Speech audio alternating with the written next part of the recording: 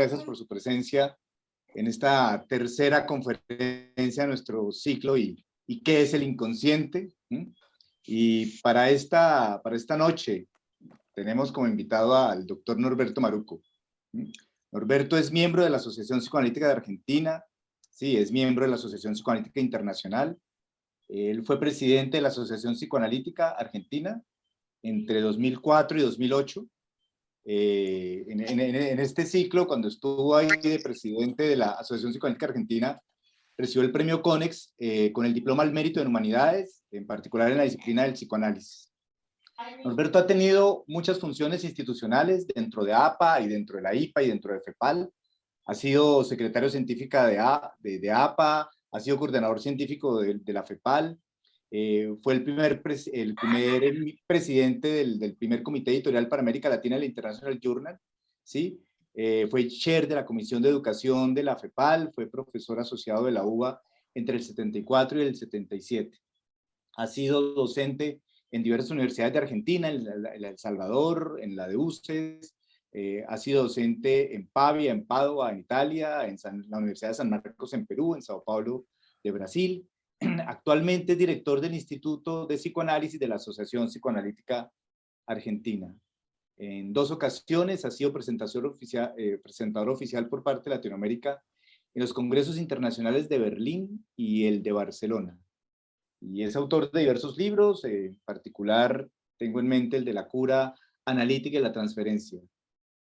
Muchas gracias entonces, Norberto, por tu presencia. Y sin más preámbulos, muchas gracias. Norberto es un gran pensador, ¿sí? de la obra freudiana, así que todo tuyo, el auditorio. Ya. Muchas gracias, Fernando. Muchas gracias a todos ustedes por estar acá. Y es un placer muy grande poder volver a pensar ideas acerca de temas centrales del psicoanálisis junto a un auditorio tan calificado, digamos, ¿no? Es realmente un placer. Yo voy a hablarles sobre mi manera de pensar lo inconsciente más que el inconsciente, ¿no? ¿Por qué les digo lo inconsciente? Porque yo creo que lo inconsciente habla de un proceso de inconscientización, más que el inconsciente como instancia o como sistema. Yo pienso desde hace mucho, y sigo desarrollando, la idea de procesos psíquicos que inconscientizan. De eso voy a hablarles hoy. Hace 15 años lo planteé con el tema de zonas psíquicas. Ahora voy a retomar eso y voy a plantearlo con algunos agregados. Por ejemplo, cómo se manifiestan sintomáticamente los distintos inconscientes o procesos de inconscientización que yo les voy a mencionar, cuáles son los tipos de angustia que emergen en esas diferentes situaciones. Desde ya les aclaro que no es que cuando yo hablo de zonas psíquicas o distintos tipos de inconsciente, estos aparezcan de una manera progresiva o cronológica, sino que todos ellos coexisten, están juntos, aparece uno y otro, y depende esto mucho de un tema que de los temas cruciales del psicoanálisis contemporáneo, que es la ubicación de ese término complejo, raro y sin embargo tan potente que lo llamamos contratransferencia. Quiero decir que no estoy de acuerdo con el término, pero sí estoy de acuerdo con la idea.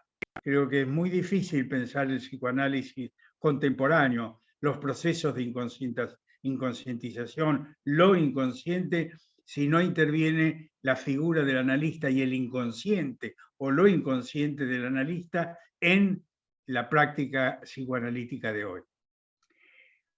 Otra cosa que quiero decirles, Fernando me dijo en mi presentación que yo era un estudioso de la obra de Freud.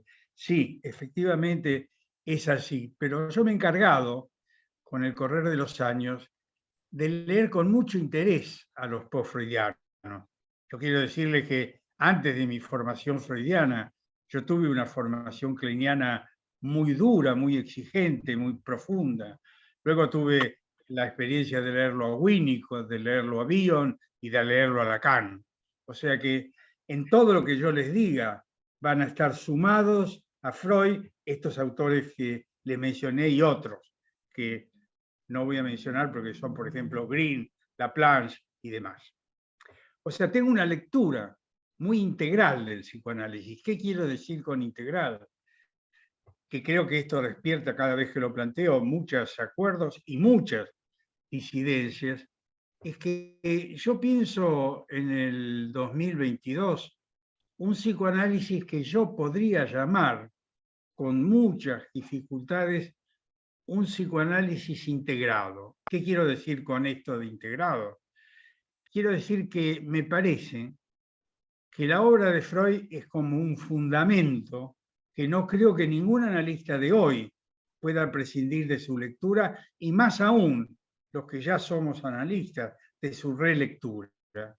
Junto con esto, en el cual yo me ubico, quiero aclarar otro punto importante, yo me ubico en el psicoanálisis actual en mi rol terapéutico. Yo creo que el psicoanálisis tiene uno de los sentidos más importantes para la cultura en su rol terapéutico. Rol terapéutico de muchas manifestaciones. Por ejemplo, en el COVID creo que todas las sociedades psicoanalíticas del mundo han tenido una asistencia como contención, como intervención psicoanalítica para calmar ¿qué? El padecer del hombre, la angustia, los miedos, los sufrimientos.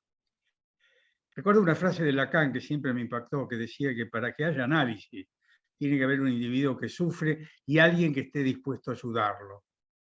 Esto es muy interesante porque una de las guías que debe tener el psicoanálisis en el 2022 no es solamente al deseo como arquitecto del destino, sino del sufrimiento, de las causas del sufrimiento que tienen que ver con, como lo vamos a ver dentro de un rato, con la aparición en el psicoanálisis freudiano de lo que Freud denominó la pulsión de muerte, que después vamos a ver cómo se puede pensar hoy. Pero entonces, ubicado en esto, yo voy a hablarle de 5 introducciones a lo inconsciente. Estas 5 introducciones parten de distintos momentos de la obra freudiana y de sus continuadores, de sus seguidores. Estas, vuelvo a decirle, estas 5 introducciones a lo inconsciente, que son diferentes, coexisten y dependen de la mirada del contemplador de la zona psíquica. No son zonas geográficas. Es como un mar que fluye entre una y otra zona y hace aparecer una y otra de acuerdo a las características de quien contempla. Un dato para ilustrar esto que les cuento. En el Museo Dalí de Figueres, en España, hay un cuadro de Dalí que se llama Homenaje a Rothko. No me acuerdo el año en que lo hizo. Pero es un cuadro donde está Gala frente al mar. Gala frente al mar. Uno corre por una pasarela 18 metros donde va viendo a Gala. Al llegar a los 18 metros, algo pasa y uno ve la figura de Lincoln, de Abraham Lincoln. Entonces, esta maravilla pictórica de un genio como fue Dalí, me hizo pensar que las cosas están juntas, o sea, Dalí está, la Gala está junto con Abraham Lincoln, pero es el lugar del que mira, los 18 metros, los que me permiten ver uno y otro. No quiere decir que cuando veo uno no esté el otro, pero la manera de mirar tiene que ver con el inconsciente o con lo inconsciente del analista. Punto y aparte, una recomendación.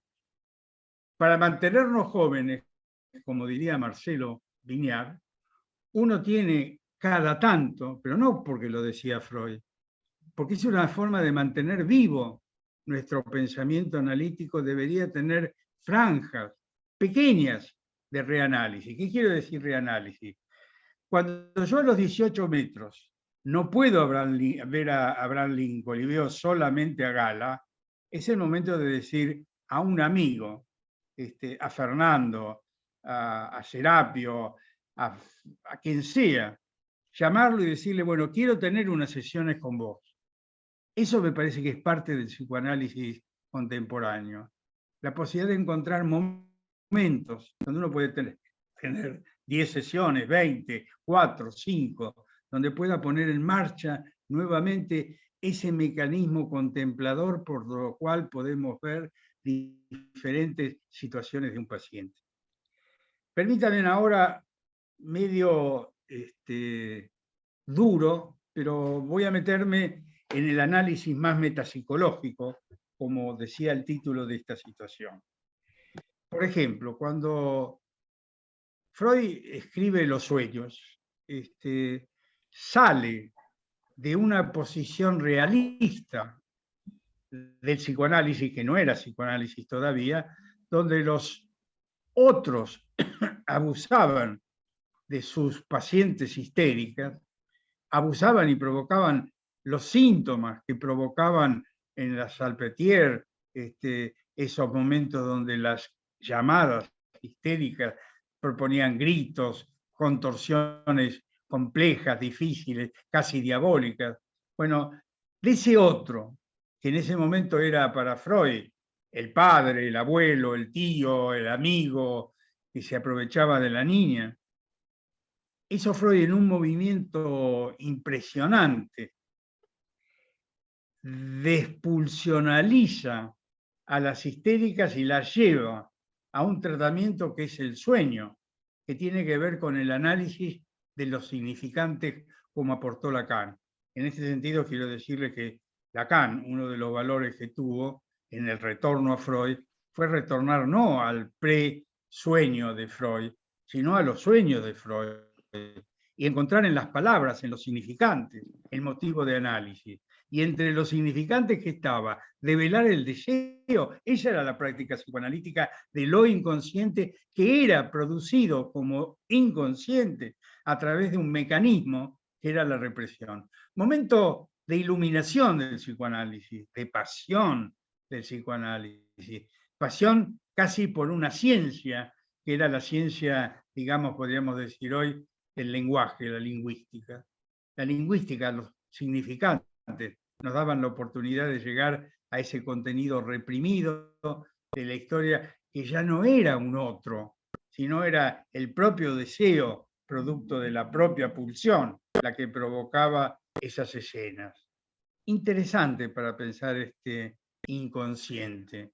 Es un inconsciente producido por un mecanismo psíquico, que es la represión, que ponía en marcha la represión de la historia, y que esa historia se develaba, la historia del abuso o lo que sea, a través de los significantes. ¿Pero qué eran? ¿Los otros de afuera? No. Era el propio deseo de ser seducida lo que provocaba el escenario de lo inconsciente. Interesante para pensar, porque uno podría pensar, si eso uno lo mantuviera hoy en día, en el 2022, el feminismo tendría razones para pensar que Freud rehusaba de lo femenino, ¿no? Era un patriarca, podríamos decir. Sin embargo, creo que no es tan así. Freud realmente fue un tipo que liberó a las mujeres de la atadura a la represión de la sexualidad. Previo a los sueños, Freud denunció el salvaje atropello de las instituciones frente a una sexualidad reprimida de la mujer, mucho más de la mujer que del hombre. En ese sentido, yo podría decir hoy, aunque algunos me puedan cuestionar, que Freud en ese momento era feminista, pensaba en el origen del deseo sexual en la mujer y el origen de la represión destinada especialmente a la mujer. Sin embargo, Freud fue un culturalista limitado. ¿Qué quiero decir con esto? No se propuso hacer un movimiento de denuncia del atropello a la feminidad. Se propuso hacer un tratamiento psicoanalítico, un método para vencer la angustia pavorosa que vivían en ese momento las histéricas y liberarlas de su sufrimiento individual, a través del tratamiento psicoanalítico. Interesante, ¿no?, para pensar, porque es un Freud que está ocupado en la terapéutica sin desconocer lo cultural. Lo dice así en la neurosis y la nerviosidad moderna, ¿no?, un artículo de 1909. Él dice, bueno, yo no estoy en condiciones de modificar la cultura, pero sí puedo ayudar a que las personas sean más completas, más intensas, más amigables, sin alterar la cultura, sino ayudando a esas personas. Punto aparte, lo dejamos para la discusión. Pero entonces tenemos una angustia que es la angustia de castración. Tenemos en esta zona del aparato psíquico, tenemos una psicopatología, si es que existe todavía, que podríamos llamar la neurosis clásica. El síntoma, eran síntomas transferenciales. Miren todo el aparato que Freud forma en ese momento. Y una técnica, que es la interpretación del deseo. Ahora, pensemos un momento. Ante esto, como yo digo siempre, Freud podría decir, estoy satisfecho. Ya encontré la resolución de los sueños y la resolución a través de la interpretación del Deuter, del deseo inconsciente. Pero se encuentra en 1914 con un texto que es Introducción del Narcisismo, unido a Duelo y Melancolía y a otros textos que no voy a mencionar ahora. Pero en Introducción del Narcisismo, él se encuentra, y yo me encuentro, con otra zona de lo inconsciente que se intercambia con el soñar. Uno sueña también cosas que tienen que ver con el inconsciente narcisista, que no es el inconsciente de la represión, es otro modelo, es otra forma de inconscientización, donde interviene muchas veces la cultura, pero donde interviene fundamentalmente el otro. Ya no es el otro concreto, sino es el otro con sus deseos. ¿Qué quiero decir con el otro y sus deseos? Digo que esa frase que yo cito, y ustedes me habrán escuchado citarla muchas veces, cuando Freud dice, el niño será el sueño irrealizado de sus progenitores. Si es un niño será, bla, bla, bla, bla, bla, y si es una niña será, bla, bla, bla, bla. ¿Qué quiere decir? Que el destino metido en lo inconsciente y actuado por el paciente o por las personas viene del otro. Otra vez Lacan. Lacan importante, ¿no? Lacan pensando que hay una otra realidad que es lo real para Lacan, por lo cual el otro se mete dentro de uno. Yo llamé a esa zona de lo inconsciente, la zona narcisista, porque ahí Freud crea una estructura que yo llamé estructura idealizadora entre el yo y un ideal, con una gran importancia en el mundo. Yo ideal, yo con un ideal, yo ideal, que puede ser la causa de los fanatismos. Quiero decir, un ejemplo de esta relación del yo con un ideal interno, poderoso, es nada más ni nada menos que lo que fue Hitler o lo que fueron otros grandes dictadores del mundo sin tener la altura dramática de Hitler. Pero digo, esto es importante, esta estructura idealizadora que está dentro de cada uno de nosotros, que se forma, miren ustedes, de una manera muy interesante. El niño sufre una frustración en la realidad y crea ante sí un ideal al cual va a amar, como antes había sido amado el objeto, amado el yo. Interesante, ¿no? O sea que yo tengo un reducto dentro mío por el cual, cuando me frustran demasiado, me meto a defenderme con mi ideal. Interesante, porque esto muestra que hay un reducto narcisista que es una defensa frente al poderío del otro. Cuando digo el poderío del otro, digo el otro con minúsculas y el otro con mayúsculas. En esta zona del narcisismo, lo que uno ve, expresiones dramáticas, son las adicciones.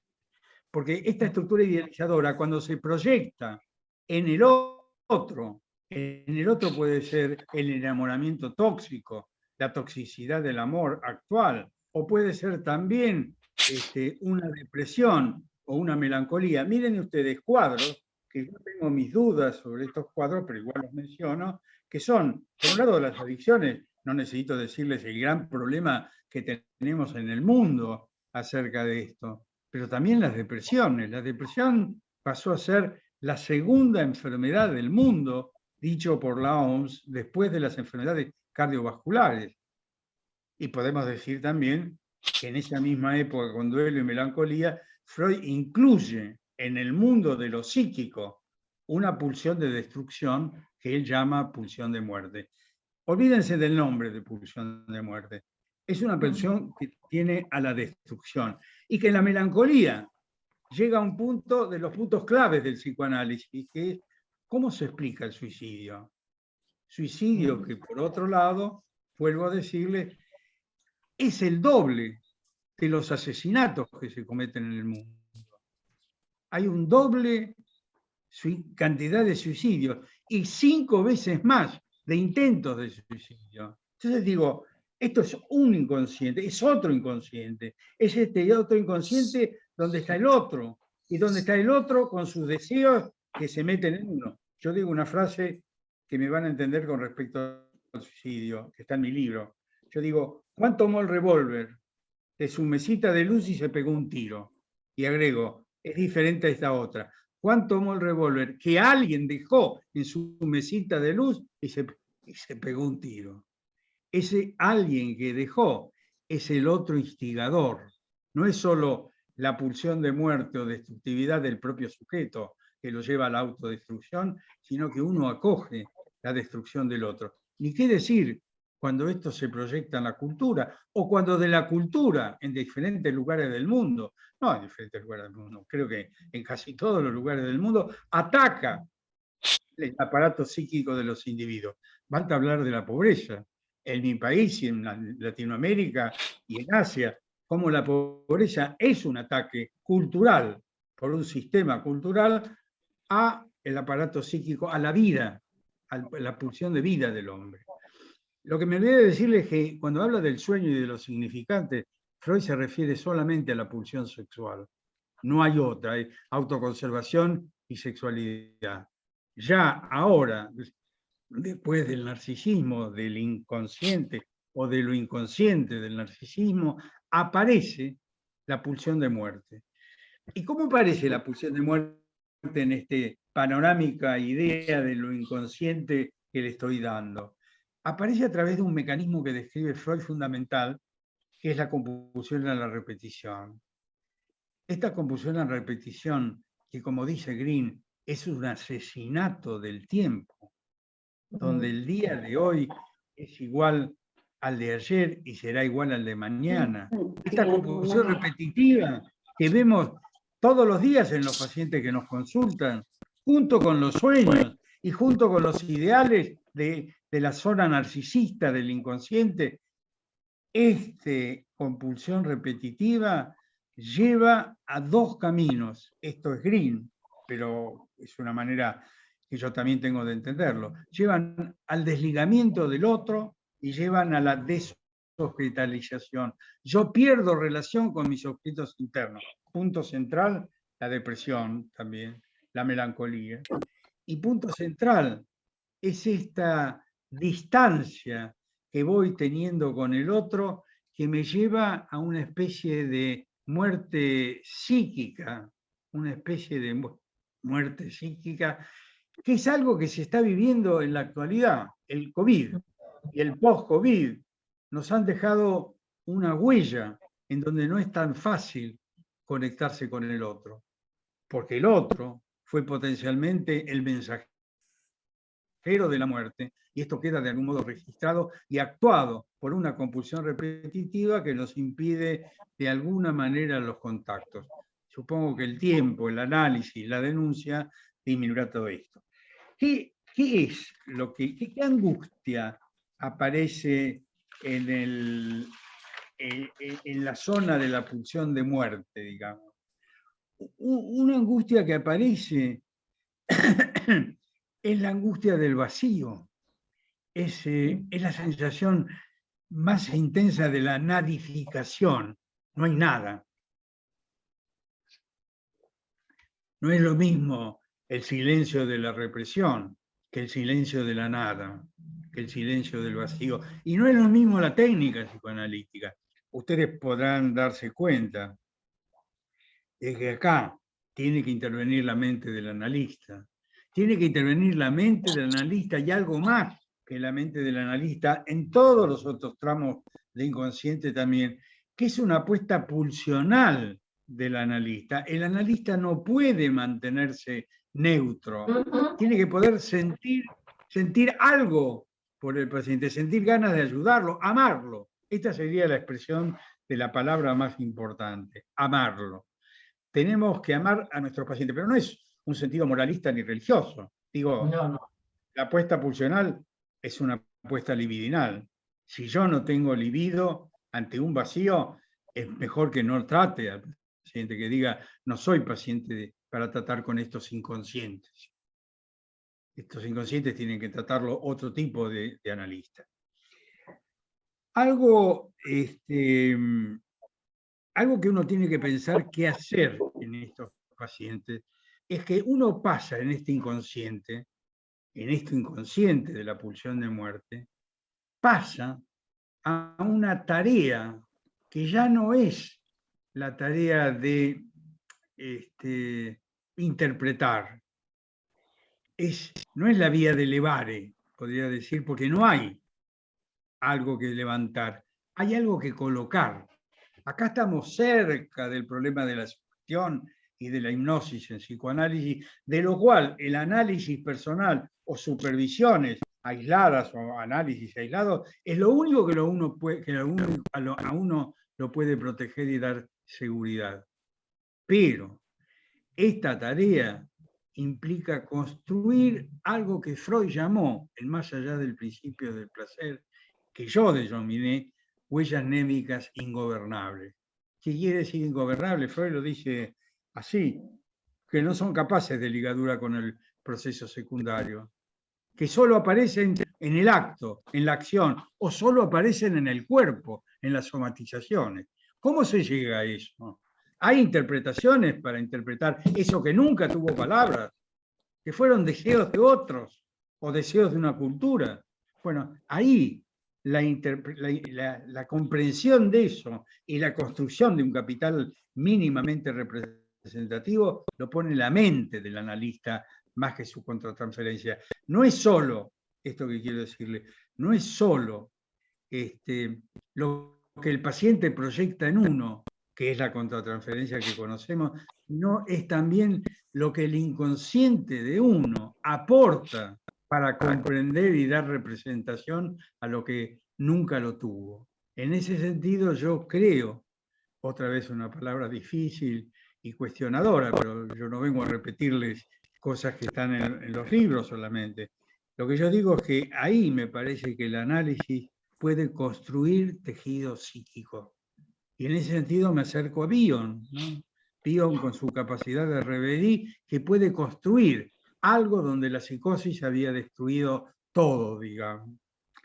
Como ustedes verán, en estos pacientes que tienen un intenso inconsciente de la pulsión de muerte, lo que uno ve como psicopatología es la desligadura, es el vacío y es la neurosis de destino. Son los pacientes que dicen, bueno, mi vida es así, ¿qué puedo hacer? No tengo más nada para hacer. Esto es muy interesante, porque Freud se ocupó de la neurosis de destino. Y lo que yo digo es que la tarea analítica implica transformar esa neurosis de destino en una neurosis común por acción de la represión, pasar de un inconsciente a otro inconsciente ligado más a la represión. Como ustedes ven, es muy complejo lo que estoy planteando. Y vuelvo a decir que admito la disidencia, pero no se acaba ahí el proyecto freudiano, digamos, la relectura freudiana que me ayudó a entender esto. Porque en 1924 Freud sella con su trabajo El sepultamiento del complejo de Edipo la historia del Edipo. Y la sella de una manera particular, esto que nosotros tomamos como una situación por antonomasia que define al psicoanálisis: inconsciente, repetición, complejo de Edipo, etcétera, etcétera. No. Acá Freud plantea que el complejo de Edipo se va al fundamento, a la aniquilación, al Zugrunde Gegen, a la destrucción, a la catástrofe. Y se va a la catástrofe porque, por un punto que es esencial para Freud, y lo fue y lo sigue siendo para muchos del análisis, que es la castración. En el momento en que el chico reconoce la diferencia de los sexos, la amenaza de castración del padre, la ley paterna, se introduce como un super yo que manda a reprimir todo el complejo de Edipo. Ahí aparece, yo diría, en una parte una especie de normopatía. Si ese fuera el destino de los hombres, todos seríamos un super yo que nos obliga ¿a qué? A reprimir la pulsión de vida, porque la pulsión sexual es pulsión de vida, junto con la pulsión de muerte, que es una pulsión de no vida, podríamos decir. Bueno, más adelante les adelanto, Freud, en el último Freud, plantea que pulsión de vida y muerte no eran las palabras exactas, sino que las palabras exactas eran pulsión de amor y pulsión de destrucción. Pero déjenme avanzar un poquito más, aunque sea complejo lo que les estoy diciendo. Cuando Freud descubre esto, da por terminado su lucha contra el Edipo o su definición del Edipo. Es más complejo, estoy tratando de resumir. Pero 3 años después de esta decisión freudiana, que ubica la normopatía y ubica también a las perversiones, todo lo que no fuera eso, salvo la homosexualidad, son perversiones. Todo lo otro que no se ajusta al reconocimiento de la castración. ¿Qué es en última instancia el reconocimiento de la castración? El reconocimiento de la realidad o de lo real. Es reconocer que hay algo con lo que no se puede. Ahora, el reconocimiento de la realidad, el mismo psicoanálisis lo toma, la ego psychology, lo toma como un punto de llegada del psicoanálisis. Cuando el paciente logra resolver su inconsciente y reconocer la realidad, está curado, digamos. Pero Freud, 3 años después, produce un texto fantástico, a mi gusto de ver, que Manoni llamó una nueva metapsicología freudiana hace muchos años, y que yo tomé especialmente para publicar mi informe al Congreso de Barcelona sobre la sexualidad, sobre nuevos momentos de la sexualidad. En el panel principal estuve designado para dar una aportación. Y ahí describí esto. En el fetichismo Freud describe un mecanismo particular, que es que frente al descubrimiento de la diferencia de los sexos, vayan pensando en la realidad actual, ¿no? En la diferencia y la diversidad. Él dice, hay algo que hace el chico, que es no aceptar la diferencia de los sexos. En otras palabras, desmentir la castración. Y en esta desmentida de la castración, dice Freud, como no hay reconocimiento de la diferencia de los sexos, no hay amenaza de castración. Entonces el niño, dice Freud, puede seguir masturbándose sin ninguna consecuencia. ¿Esto qué quiere decir? Se mantiene viva la pulsión. Un pequeño ejemplito histórico, cultural. Yo soy de una generación donde la masturbación estaba prohibida y donde había periodo de latencia. Los chicos después de los 5 o 6 años, a los 13, o a los 12, o a los 11, no tenían sexualidad. Estaba reprimida, sepultada, porque había un reconocimiento total de la amenaza de castración. Momento sublime del patriarcado, digamos, donde el poder de la ley del padre era absoluto. Sin embargo, ahora es difícil pensar que haya ese periodo de no sexualidad de los chicos, ese periodo de latencia. Los chicos a los 8, a los 9, a los 10, cada vez más hablan de sexualidad y sienten la sexualidad. Chicos de 10 años que sienten claramente que en su cuerpo se sienten varones siendo una mujer anatómica, y tienen la sensación de ser un hombre, y así diferentes vicisitudes. Pero lo interesante de esto es que este inconsciente que se produce a través del fetichismo no es un desconsciente de la represión. Dice Freud mismo, dice, la represión sigue funcionando, pero al mismo tiempo, la desmentida de la castración opera y crea una defensa de la pulsión. Es que esto inconsciente en mí, en ustedes, para mí, en todos, es un inconsciente producto de la desmentida. Entonces, ya no es un inconsciente reprimido por la represión, es un inconsciente inconscientizado por efectos de una nueva defensa que es la desmentida. Ni hablar, estoy estudiando ahora, últimamente, una zona psíquica de la psicosis, donde otro tipo de defensa producen otro tipo de inconsciente. Ahora, esta novedad que yo les planteo es interesante porque, ¿por qué razón en 50 o 40 o 30 años cambió o apareció la despatologización en el mundo? Ya sé que apareció antes, pero digo que se llevó a la práctica. ¿Por qué tenemos una ley en Argentina del matrimonio igualitario? ¿Por qué Londres, hace ya bastantes más años, quitó la pena que tenían de cárcel para los homosexuales? Porque de alguna manera se empezó a admitir que lo normal, entre comillas normal, no es solo la represión del Edipo, es también la desmentida. Y esto lleva a una escisión del yo. Este es el comentario de esta desmentida trae como consecuencia una escisión del yo. Entonces, el yo que acepta la realidad y el yo que dice, aún aceptando la realidad, sin embargo, puedo fantasear con otras cosas, puedo usar mi pulsión. ¿Y cómo se puede usar la pulsión? No reprimida, digamos, por los actos de la realidad o de la cultura, a través de la creación, a través del amor. Yo creo que ahí, en esta zona de la desmentida, se produce lo que llamé en Barcelona, cuando hablé en el Congreso Internacional, el fetiche virtual.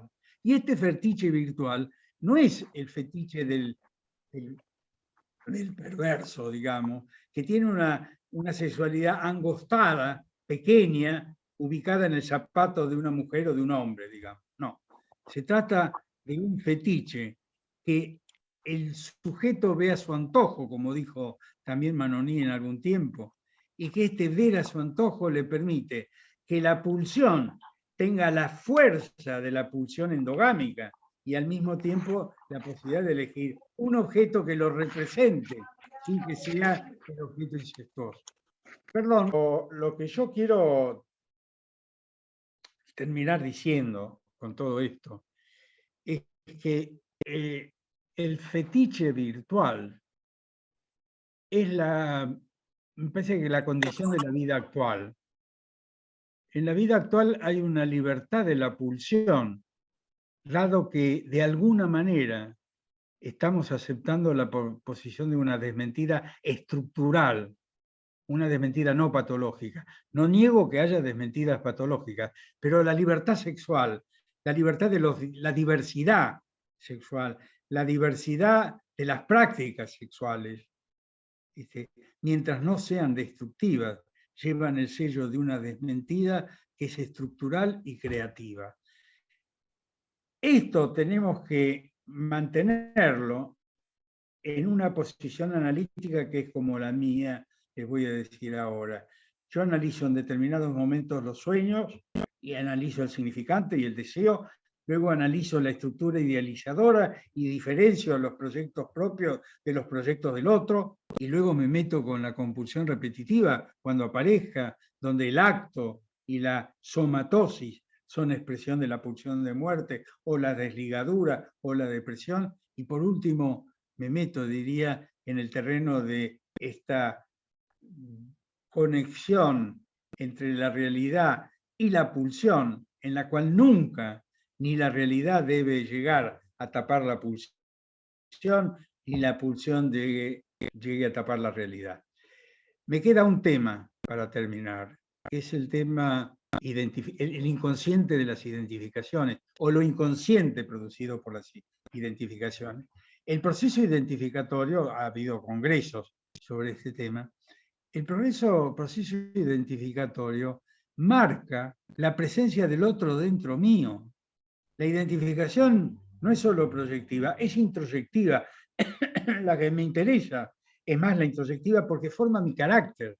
Entonces, mi carácter formado por el otro no es pasible de análisis, como en algún tiempo se pensó que el carácter no era analizable, o el carácter merece que nosotros nos ocupemos. Y entonces nos vamos a tener que ocupar de identificaciones primarias, previas a todo enlace de objeto del niño, vienen los enlaces de objetos parentales, y también nos tendremos que ocupar de las identificaciones primarias que yo denominé pasivas, cuando vienen ejercidas por el otro, y las activas que conforman un yo que no es solamente mentiroso, como dice Lacan, sino que es un yo que también reconoce cuando el otro le ha reconocido su necesidad. Lo voy a decir con un ejemplo chiquito. Cuando un chico tiene sueño y la madre, porque tiene sueño, o el padre, le dan de comer para que se duerma, no entendieron la necesidad del chico y le metieron, cuando tiene sueño, las ganas de comer. Estas cosas pasan de muchas maneras. Lo que yo digo es que un analista de hoy, para mí, tiene que trabajar en todas estas inconscientes que yo llamé zonas, y que en cada momento lo van a tocar a uno, y lo van a tocar a uno atendiendo a la asociación libre en algún momento y la atención flotante, a la contratransferencia como lo proyectado por el paciente que uno puede de alguna manera devolverle, que también tienen que ver con la capacidad de reverí, poder unirme al otro en lo primario. Y por último, y lo más complejo, también tocan el inconsciente o lo inconsciente mío no analizado. Esto inconsciente mío no analizado implica que el análisis no es acabado, siempre es inacabado, y siempre quedan restos de lo inconsciente mío que toca el paciente. Frente a esto, como final, vuelvo quizás al principio, me parece que el análisis es interminable aunque tenga terminaciones. Pero lo interminable quiere decir que el deseo del analista es que en algún momento vuelva a tener un otro que le ayude a entender todo esto que le puede pasar en el tratamiento analítico. Muchas gracias por su atención. Discúlpenme si fue demasiado intenso. Alberto, muchas gracias por tu presentación. Entonces, ahorita pues, abrimos para espacio para las preguntas, comentarios que tengan. Me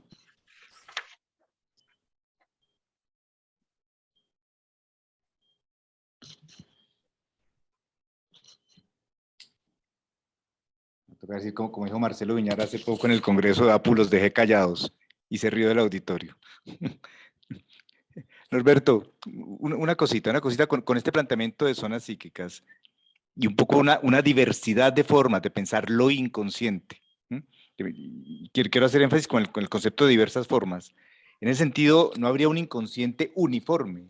Lo que estamos enfrentando es, como decías, cuando uno habla de procesos inconscientes, lo que estamos es a 5 formas de pensar lo inconsciente, o 10 formas de pensar lo inconsciente, o en 1000 formas de pensar lo inconsciente. Eso habría que la metapsicología esté en un proceso siempre de estar pensada, de ser modelada, de ser reorganizada a través como de nuevas metapsicologías. De alguna manera te lo digo en la generalidad de la exposición. Sí, Fernando, yo creo que es así. Tenemos que salir, por eso lo dije, de la idea freudiana del inconsciente como sistema o como instancia. Lo inconsciente es mucho más. Lo inconsciente nace continuamente y se se reorganiza y se vuelve a manifestar. Yo puse 5, como una manera de poder acotar y decir que es una inmensidad, por eso estuve pensando en una zona que tenga que ver con la psicosis, con lo inconsciente de la psicosis. Lo que yo con esto quise hacer, quiero hacer, es sacarnos la idea de que la cura es hacer consciente lo inconsciente. No, la cura es algo más. La cura es por momentos, siguiéndolo a Freud, es poder dar cuenta del hecho pulsional, de la pulsión, no solo del significante, de la pulsión actuando. Y también fue una forma de darle contenido y disminuir la acción de esa pulsión destructiva que va desligando de la vida. Por eso hay una frase de Green que a mí me resultó siempre fantástica, que dice, los que se mueren antes de tiempo. Hay gente que se muere antes de tiempo y que no es solo lo físico, hay algo en lo psíquico que lo lleva a esa muerte. Hoy leía, no sé en dónde, que Elvis Presley murió a los 42 años, ustedes lo saben, muy, muy joven, por una adicción a calmantes, ¿no? Pero esta adicción a calmantes era una adicción que él lo decía, una estructura idealizadora que él tenía, por lo cual tenía que ser el primero en todo. Entonces, yo digo, ¿este inconsciente es el de los sueños o es el inconsciente de un ideal que lo torturaba? Es algo que le afectaba el cuerpo. A los 42 años tenía de hacía 5 años una artritis por lo cual tenía que tomar calmantes todo el día, obviamente intoxicándose. Pero digo, estos son ejemplos, ¿no? Ahora, ¿cómo podría uno analizar a Elvis Presley si uno hubiera podido, ¿no? ¿Solamente analizando sueños como realizaciones de deseos o los sueños del otro? Ustedes saben que Elvis vino de una familia muy, muy pobre, y que uno de sus objetivos era en la vida tener siempre que alimentar a los otros, que cuidar a los otros. Lo que quiero decirles con esto es que además toda su vida sexual fue complejísima. Hubo ahí un vaivén entre reconocer la realidad y desarrollar su fantasía, pero terminó ajustándose a la pulsión de muerte. Ahora, si hubiera tenido alguien que quisiera que él viviera, porque ¿saben por qué querían que viviera los que estaban alrededor? Por el dinero, esto se sabe. Es como todos los grandes éxitos del mundo, tienen alrededor gente que vive de ellos. Esta gente que vive de ellos no contribuye a que el inconsciente de Elvis Presley se transforme en un inconsciente destructivo. Entonces yo digo, el otro con mayúscula es el otro cultural, el otro con minúscula, como decía Laplanche, es la madre, el padre, el amigo, el hermano, la novia, el marido, lo que sea. Digo, esos otros contribuyen a formar inconsciente. Doy un paso y digo, nosotros como analistas, ¿podemos sentirnos indemnes a lo que le pasa a un paciente? O sea, yo creo que el máximo miedo de un analista es el suicidio de un paciente. ¿Y por qué? Lacan no parecía preocuparle, por ejemplo, el suicidio de un paciente.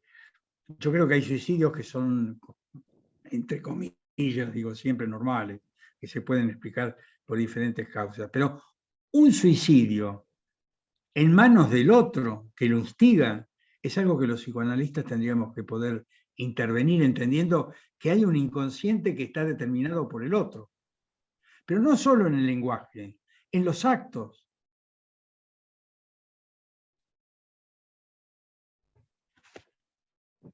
Alberto, No sé si te sí, otra pregunta que me quedó sonando mucho, el concepto del fetiche virtual. Y te lo digo porque me dejaste pensando un poco en la virtualización contemporánea como una extensión, de pronto, ese concepto fetiche. Y aquí le hago eco un poco a la idea de Borges del libro como una extensión de la memoria, o a Freud pensando en los mecanismos humanos como una extensión de los órganos de los sentidos. Esta virtualización digamos, lo que estamos viendo en el mundo contemporáneo, hace una extensión de ese fetiche virtual que vos planteas, ¿sí? Ahí como con la parte final, como que estamos viviendo más eso como una extensión de ese fetiche virtual. Mira, yo te voy a decir lo que pienso muy poquito con respecto al problema del COVID y de la virtualidad. Creo que todavía nos falta un poco de tiempo para entender bien lo que significó este fenómeno de la virtualidad. Pero sí, el fenómeno de la virtualidad nos permitió escapar un poco a un encerramiento que tuvimos en la mayoría de los países, me parece, un encerramiento del mundo pulsional. O sea, la represión del mundo pulsional, no se podía salir, no se podía encontrar con el otro, no se podía tener sexo casi con el otro. Toda esta represión pulsional encontró una vía de creatividad en la virtualidad. Esta vía de creatividad en la virtualidad es lo que yo llamé en el año 99 o 97 fetiche virtual. ¿Qué quiero decir con fetiche virtual? Voy a decir algo que no quisiera que reaccionaran con escándalo lo que voy a decir. Pero yo pienso que la pulsión sexual, la pulsión de vida, es siempre endogámica. Siempre nació con la madre o el padre y sigue teniendo su fuerza, no su objeto, su fuerza en lo endogámico. Cuando lo endogámico es demasiado reprimido, pierde fuerza la pulsión. Son las normopatías, donde se termina teniendo relaciones sexuales a determinado momento de la vida, una vez por semana, los sábados de la noche, yo qué sé. Perdónenme que me meta en esto, pero yo digo, la fuerza de la pulsión, lo que lleva al acercamiento amoroso con alguien o al acercamiento creativo a algo, surge de una pulsión que nació endogámica y que encuentra un objeto que tiene algo de lo endogámico, pero no se puede descubrir qué es. Cuando yo digo, mira fulana, se enamoró de ese tipo tan feo. ¿Por qué esa pregunta? Si todos sabemos que se enamoró de algo que ni ella sabe, por ahí es la manera de caminar, la manera de hablar, la manera de sonreír, cualquier cosa. Pero eso mantiene vivo la pulsión endogámica. Entonces yo pienso que la pulsión endogámica necesita un corte que tiene que ver con la represión, pero también se necesita una desmentida para que siga pulsionando, teniendo fuerza. Hay una pregunta de Julia Araujo, de Brasil. Dice, ¿lo inconsciente produce identificaciones o las identificaciones producen inconsciente? Las identificaciones producen inconsciente. El otro metido dentro de mí me inconscientiza, soy yo. Vean ustedes que nos consultan y van a ver que en una pareja, vean ustedes que en una pareja, lo que uno ve en las entrevistas es que uno se identificó con el otro y el otro se identificó con el otro. Hay un acrecentamiento del proceso identificatorio. Y la identificación siempre haya en la pulsión. Cuando yo más me identifico con el otro, identificatorio disminuye mi capital pulsional. Creo, en mi manera de entender, entre muchos otros factores, algo de esto está en esta necesidad o en este proceso por el cual las parejas se separan en general entre los 7 y 10 años y empiezan una segunda oportunidad. Otra vez un fetiche virtual, otra vez la potencia de la fuerza de la sexualidad y otra vez una disminución de los procesos identificatorios. Todo empezaría de nuevo. O sea, un análisis de pareja provocaría la mejor de las desidentificaciones que uno puede proponer. Pero algo que me olvidé de decirles, en el inconsciente o lo inconsciente de las identificaciones, la tarea analítica por excelencia es desidentificar.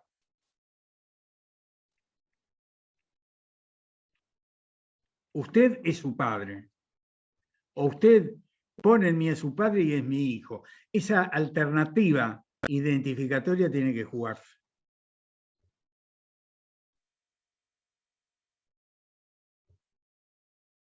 A ver, se lo voy a decir con un caso más conocido por todos. Cuando Dora está con ese cosito para los dedos, metiendo en el dedal, no sé cómo se llamaba, el dedo, y Freud lo interpreta como una cosa masturbatoria, yo personalmente no solo lo interpretaría como una cosa masturbatoria, sino trataría de interpretar dónde se gestó ese acto compulsivo. Se gestó en que la abuela hacía eso, en que la madre hacía eso.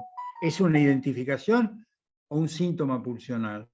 Porque la identificación no es un síntoma pulsional, acalla la pulsión a través del otro. Esto es lo que yo creo, perdónenme la extensión de esta respuesta, ¿no? Pero esto es lo que yo creo que pasa con el problema de la cultura, que sé que tenemos muchas diferencias en este sentido. Yo creo que la cultura es fundamental.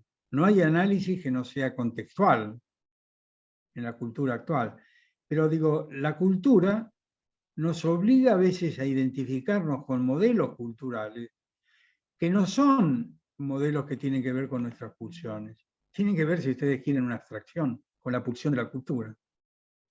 Esto me llevó a mí a proponer, hace unos años, que la realidad exterior, que la cultura, tiene que ser considerada una cuarta instancia psíquica en términos de instancia, ¿no? El yo, el ello, el superyo y la cultura. Gracias, Norberto. Doctor Carvajal y después Berta o Fernando, que levantaron la mano. Doctor Carvajal. Es muy apasionante oír a Norberto con todo lo que ha dicho, porque son muchas las preguntas, ¿no? Pero yendo un poco a lo técnico, ¿no? O sea, desaparece aquí el analista espejo, porque el analista es un constructor de inconsciente y de canalizador, por lo tanto, de la pulsión. Y eso es absolutamente apasionante, porque fíjate que vas más allá, planteando que de alguna manera con esos procesos identificatorios inconscientes que le pueden ir dando esa remodelación de lo inconsciente, estamos no solamente en la vía de elevar, sino en la vía de correr. Estamos agregando cosas y el analista como un educador de alguna manera, ¿no? Es muy interesante esto porque entonces es una interrelación activa, productora de motor de acción, de alguna forma, porque al fin de cuentas es lo inconsciente. Es una postura que me encaja enormemente y me parece que aclara muchas cosas. Te agradezco mucho ese señalamiento tan fino de lo inconsciente. Gracias, Guillermo. Un solo comentario a esto, ¿no? Yo voy a dar una conferencia dentro de 15 días acerca del Edipo de hoy, de la ley al deseo de mujer, que tiene que ver con esto, ¿no? Yo creo entender y pensar que el análisis estuvo muy detenido, pero muy detenido por problemas de la técnica. O sea, estuvo muy detenido, por ejemplo, en el uso del silencio, en el uso de la no existencia del cuerpo del analista, en la no existencia de las pulsiones del analista. Pero estuvo muy detenido, 30, 40 años.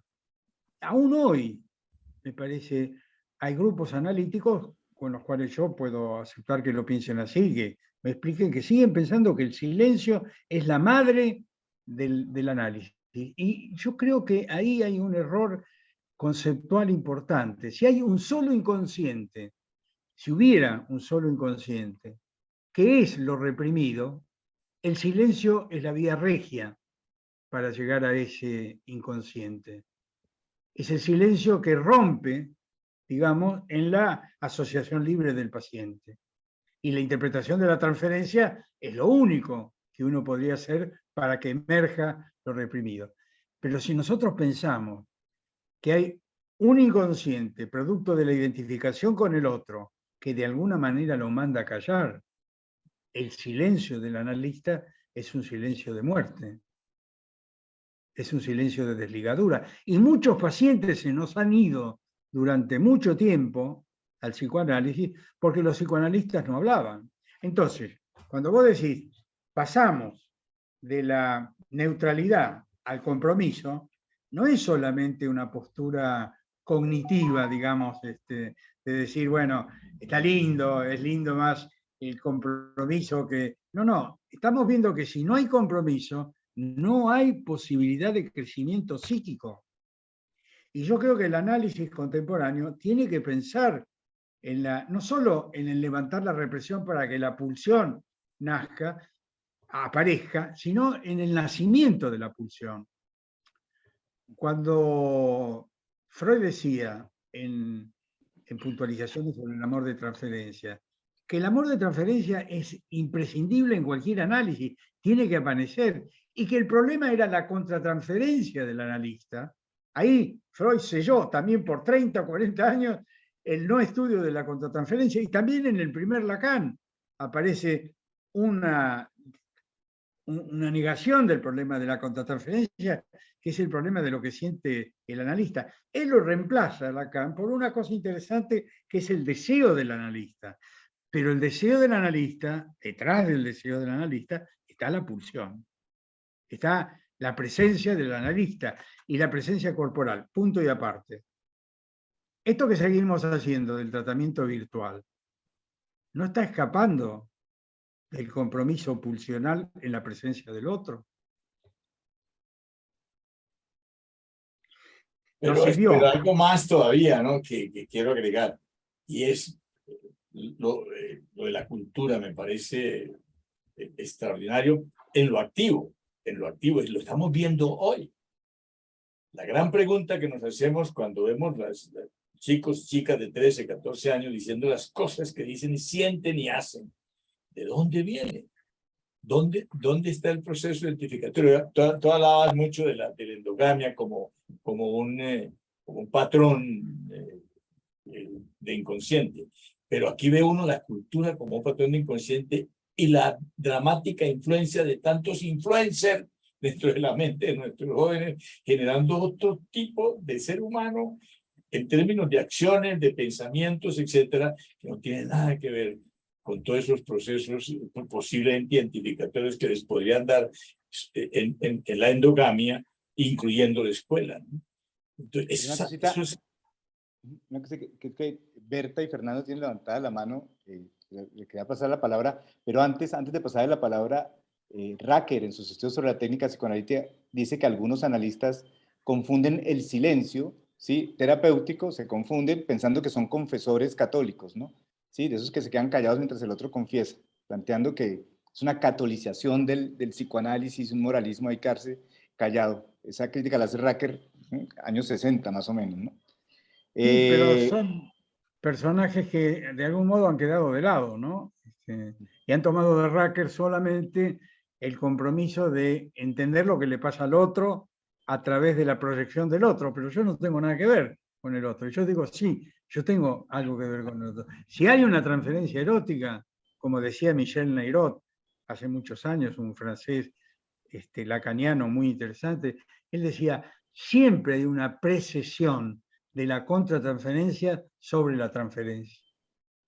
Y esto hay que estudiarlo. Digo, no son posturas que yo defendería, yo las defiendo, pero digo, hay que pensarlas. Tampoco alcanza con hablar mucho, no es que yo diga, bueno, sin lugar de silencio, uno tiene que hablar bien, digamos. Berta, Fernando, no sé quién de los dos alzó la mano. Buenas, Norberto, muchas gracias. Si algo me ha preocupado siempre es el tema de la melancolía y los cuadros tremendamente regresivos y difíciles. Hablas de que el amor es algo importante desde el punto de vista del analista. Si bien es cierto, el amor no cura, hay un tema con los cuadros melancólicos y la pulsión muy persistente y el impulso incoercible de muerte, pero si no se juega el analista y el paciente hasta el límite, muy posiblemente, si hay mucha prudencia, el paciente hace la actuación suicida. Si se logra ir más allá en eso, pero en eso hay un tema muy, muy fuerte con el compromiso del analista. El analista queda totalmente desmantelado, totalmente succionado, totalmente absorbido por la fuerza tanática del otro. Yo quisiera que ampliaras un poquito porque algo, es decir, me mencionaste en una forma muy vehemente que estos pacientes deben ser tratados, que no podemos salir corriendo, que si nos metemos a ser analistas no podemos huir a los demonios, como decía Freud, pero estos demonios son unos demonios tremendamente poderosos, graves y que pueden incluso a volver el ejercicio analítico un tema riesgoso incluso en lo personal. Eso es más o menos el comentario. Quería que ampliaras un poco sobre eso. Muchas gracias, Fernando, por tu pregunta tan inteligente y aguda. Miren, yo les voy a decir cómo pienso. O sea, yo creo que hay un déficit del psicoanálisis internacional en no ocuparse de las depresiones melancólicas que se las hemos dejado al campo de la psiquiatría, que no tiene demasiados resultados. Ustedes saben que en el campo de la psiquiatría sigue utilizándose el electrochoque. No digo que esté bien ni que esté mal, digo que no han avanzado mucho. Las drogas son medio insuficientes para el cuadro de la melancolía. Y si alguien intenta suicidarse y lo meten en un sanatorio internado, ¿quién puede decir cuándo puede salir? ¿Quién puede asegurar que cuando salga no va a volver a intentarlo? Esta es la realidad fenoménica. Ahora, desde el punto de vista intrapsíquico, psicoanalítico, intersubjetivo, yo digo, la transferencia erótica, también muchos analistas huyeron de la transferencia erótica. ¿Por qué? Porque lo compromete a uno. Pero de cualquier manera la transferencia erótica podía, como gravedad, pasar a la actuación. Se terminaba el análisis y los efectos de una actuación transferencial erótica son bastante, lo que se conoce, bastante duros para el analizado y para el analista. El problema es cómo uno se ocupa de lo que Freud llamó pulsión de muerte.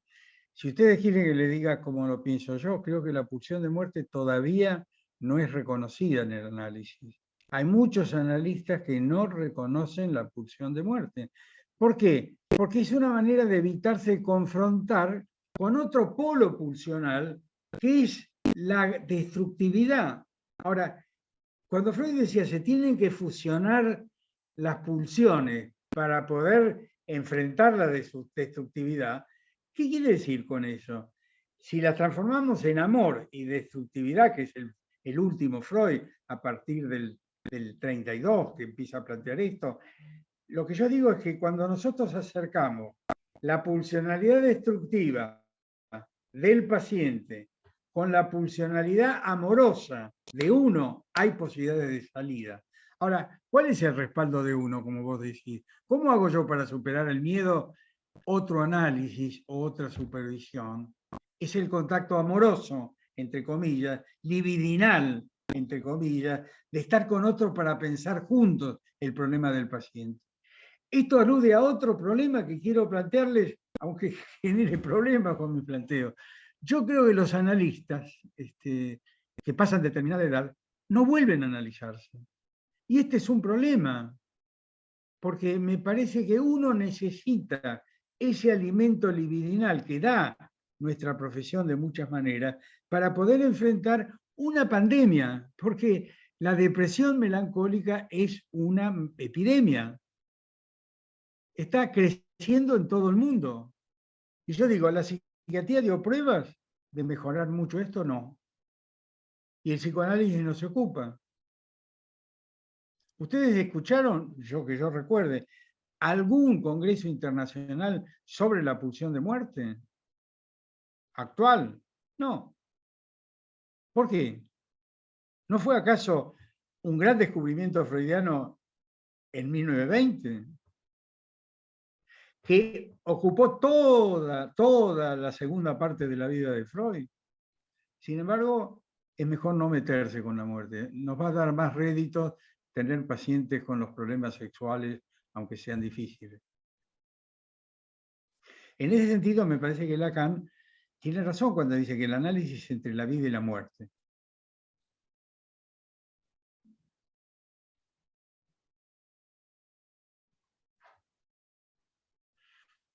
Norberto, la respuesta maravillosa y nos deja llenos de inquietudes. Muchas gracias.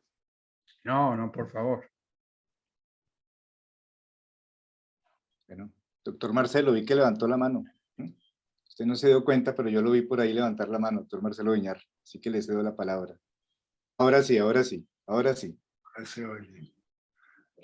Norberto, gracias. Es envidiable tu capacidad expositiva y de síntesis de cosas, algunas conocidas, pero su organización en un texto coherente me da una envidia que merece, que excita mis componentes destructivos. Sobre la pulsión de muerte me gustaría no solo trabajar sobre la destructividad, sino que otra expresión de la pulsión de muerte que destaca Freud es el vacío. Los hoyos sin texto en la cadena significante. En el mundo acelerado de hoy, mi pregunta diría casi como una acusación envidiosa, Norberto, de decir que hiciste una síntesis estupenda de la modernidad sólida y no del caos del mundo actual,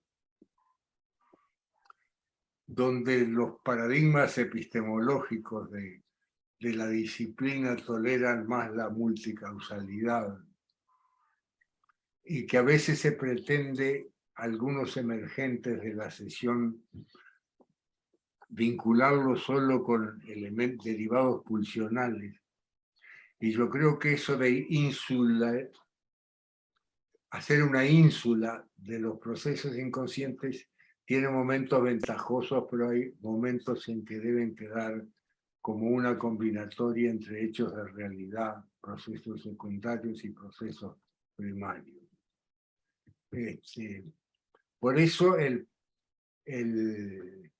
libro de Green y Jean-Luc Donnet sobre las locuras privadas dicen que el paradigma más importante en el cambio epocal es de la neurosis hacia los casos límites. Entonces quería que dejemos descansar a las histéricas y pensemos una media hora en los borderline, en los casos límites, donde el mecanismo fundamental no es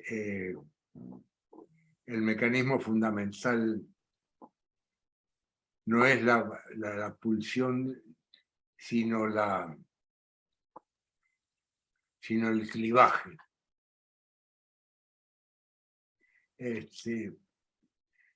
Yo siempre, además en ciudades, en las megalópolis del milenio actual, pensar en procesos que todos aprendimos en ello, procesos de 4 sesiones de 50 minutos, 4 o 5 sesiones de 50 minutos durante años, permiten una regresión que nos instala cómodamente y que ahora el cambio del encuadre y sobre todo los cambios de los garantes metasociales, como decía José Blecher en su artículo sobre los encuadres. Me gustaría interrogarte tus opiniones sobre cómo el vértigo civilizatorio, no solo la pandemia, sino todos los cambios de que el futuro ominoso del planeta, los incendios, el cambio, el envenenamiento de los océanos, como esa falta. Nosotros crecimos y nos analizamos en un mundo que nos prometía un porvenir radiante, que íbamos a progresar en la razón y la equidad. Creo que hemos caminado justo al revés, y que este mundo es más desigual, más injusto, y que establece un imaginario colectivo sobre el futuro que es más para temblar. Y no sabemos si es el fin del mundo. Ahora, ¿cómo incidirá esto en la estructuración psíquica de niños y adolescentes? Digo, hay un psicoanálisis del siglo XXI que no repite los cánones del siglo XX. Y me gustaría oír a nuestro conferencista algunos apuntes sobre este tema complejo. Así me da línea de comprensión. Bueno, y duermo mejor. la verdad que me da mucha envidia escucharte con tu pensamiento que conozco de hace muchos años, ¿no? Acá me parece que se plantea, lástima que ya debe ser la hora, pero se plantearía un debate interesante, ¿no? de mucho tiempo, Marcelo, porque yo te envidio en el sentido, entre comillas, sano de la palabra, digamos, ¿no? Si se pudiera decir así, pero te envidio esta capacidad de integrar lo psíquico, lo intrapsíquico con lo cultural. Creo que es la pata que le faltó a Freud, que yo creo que él abrió en el yo y el ello cuando dijo la realidad exterior es uno de los amos del yo, no solo el super yo y no solo el ello. Esta apertura de la realidad, claro, pero digo, Marcelo, esta apertura a la realidad de Freud fue absolutamente negada por el psicoanálisis. Todo el psicoanálisis de la modernidad, como decís vos, sólida, se encargó de negar este contacto con la realidad, este sometimiento del yo a la realidad, porque a la realidad le convenía tener normópatas, a lo sumo podía tener histéricos, neurosis clásicas. El siglo pasado fue el siglo de la neurosis. Este siglo es el siglo de los casos límites, ¿sí? Y de la psicosis, pero más que nada de los casos límites. ¿Por qué? Porque nos pudimos dar cuenta de algo que Freud también dijo que nadie lo escuchó, y es que no solo interviene la represión como forma de inconscientizar, sino intervienen otros mecanismos, la identificación, interviene la idealización extrema, interviene la desmentida. Todos estos son procesos que inconscientizan. Entonces, ¿qué nos pasa hoy en día, Marcelo? ¿Qué nos pasa? Nos pasa que tenemos una cultura que deja un margen al reconocimiento de la neurosis, que es el normópata, podríamos decir, y otro margen amplio a lo que llamamos borderline o casos límites. Ahora, yo te voy a decir mi impresión sobre lo cultural, y por ahí en esto tenemos desacuerdos. Yo pienso que la modernidad sólida nos engañó, nos vendió un progresismo inacabable, o sea, cada año que pase voy a estar mejor, y voy a, etcétera, etcétera, y el mundo va a ser mejor, y tenemos en el 2000, que aparece, o antes, empieza a aparecer mayor desigualdad, mayor patología, mayor gravedad de la patología. Ahora, ¿yo qué pienso? Yo pienso que esta cultura líquida, esta cultura donde el fluir, donde ha cambiado un ideal. Antes el ideal era el futuro, era yo voy a ser doctor, voy a ser abogado, voy a hacer lo que sea. Ahora el ideal es la satisfacción hoy. Nos han cambiado el ideal y la cultura nos cambió el ideal de la satisfacción hoy con todo lo que nos preocupa, porque es algo que alimenta el consumo y esto ya tiene que ver con el sistema capitalista y todo esto, que no quiero entrar en esa discusión ahora.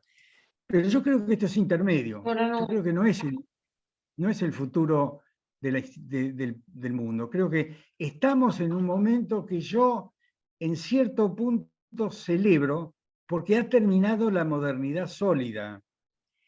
Y estamos en un momento de cambio, donde mucho de lo pulsional que vemos descargarse en los chicos de 14 y 15 años sin límite, van a encontrar un límite que es lo que yo considero un nuevo superyo, que tenga menos de lo cultural negativo y más de una ley que es la ley de la mujer. Yo creo que en todo esto nos estamos olvidando de un cambio profundo, para mí el más revolucionario que yo recuerdo en mi vida, que es el feminismo. No es que esté de acuerdo con todas las posiciones del feminismo como militancia, pero sí estoy de acuerdo en algo muy importante, y es que si las decisiones sobre las pulsiones las toma la ley, yo creo que si la ley es consensuada entre hombre y mujer a través del deseo sexual y del amor, vamos a tener un superyo más contemplativo de la pulsión y más contemplativo también del mundo en que vivimos. Es para discutir mucho más esto, ¿no? Pero ojalá tengas razón. ¿Será que estamos más cerca de la tumba que de la cuna? Pero es de temer. Yo propicio a que esto se concrete como una salida de los jóvenes analistas en formación, porque también habemos viejos analistas en formación permanente, que es lo que tú recomendabas del reanálisis periódico,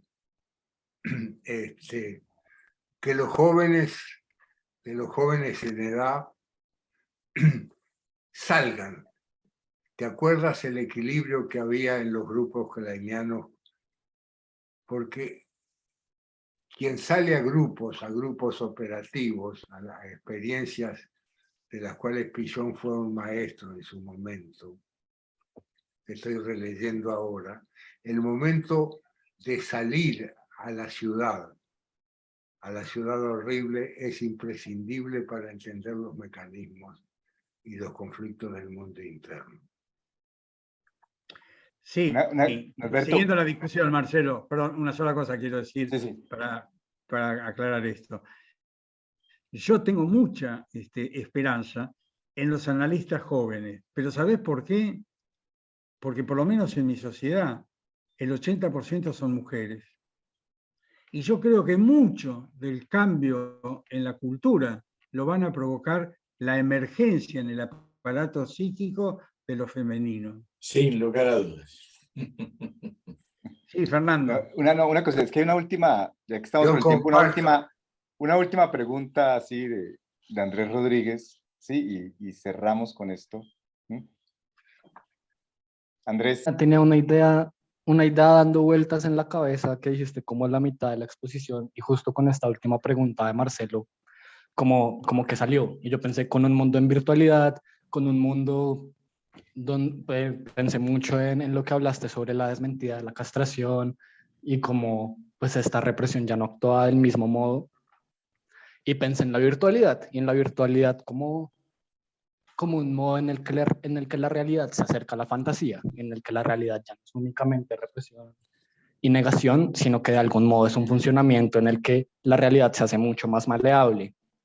Y mi pregunta era cómo a partir de ahí, a partir de estos distintos entendimientos del inconsciente, que ya no es únicamente lo inconsciente a partir de la represión, tenemos que reentender y reaprender la cultura desde el psicoanálisis, porque siento que es un cambio cultural que ya no es únicamente cuantitativo, no es solo la cultura moviéndose sobre sí misma, sino que es un cambio cualitativo, es casi como si le diera la vuelta entera a la cultura.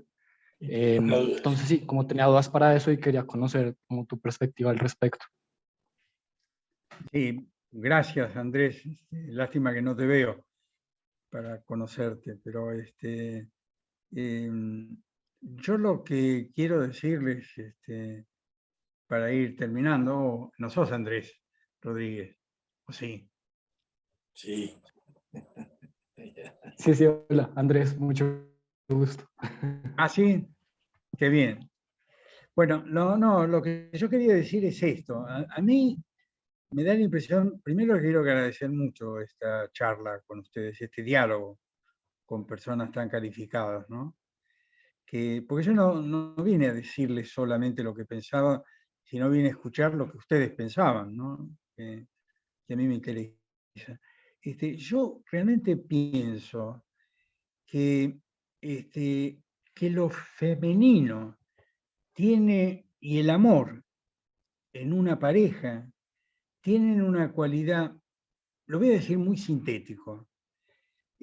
La cultura está en algún momento, lo que provocó la normopatía cultural de la modernidad sólida, provocaba que el hombre tenía que ser el que se casaba y el que tenía hijos, no solo la mujer, y tenía hijos con la mujer. Cuando la mujer tenía hijos, se le transformaba en madre. El hombre se transformaba en hijo de su propia mujer. Esto llevaba a las infidelidades, entre otras razones, ¿no? Había otras mujeres, como decía Freud, las prostitutas con las cuales se podía gozar, y la mujer transformada en madre no podía gozar.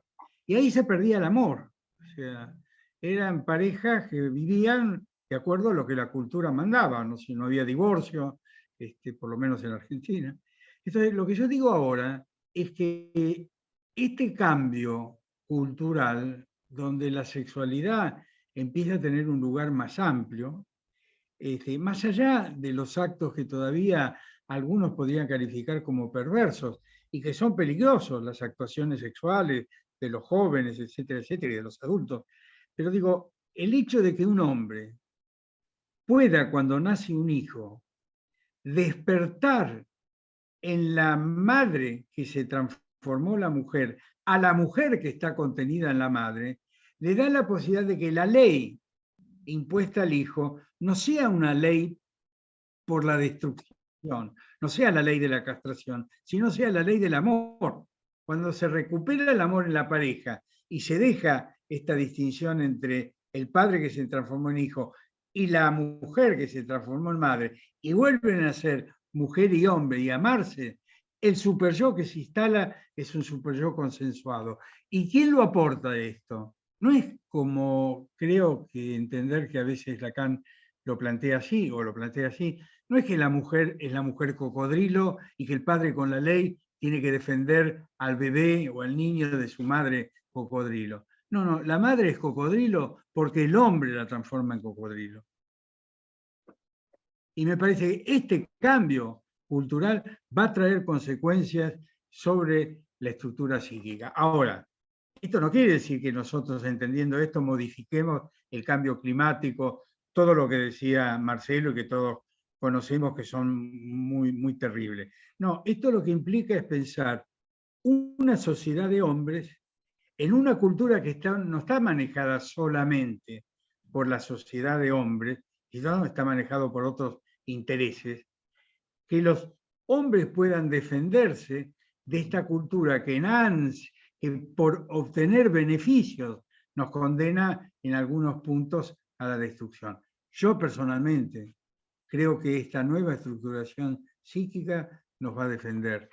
Y ahora, hablando ya no de lo cultural, sino de lo profesional, cuando yo tengo un paciente en mi consultorio, sigo pensando que es un paciente que sufre por represión, por idealización, por la pulsión de muerte, por la desmentida, por las identificaciones, y me ocupo de poder ayudarlo a que se reintegre a la vida, teniendo, como decía Freud, y termino con esto, transformar una miseria límite, borderline, en una neurosis común, en una vida común, o la infortunio de una vida común.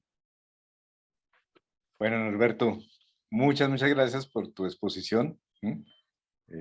Hay aplausos en silencio, ya no abrir micrófonos y que se escuche el aplauso.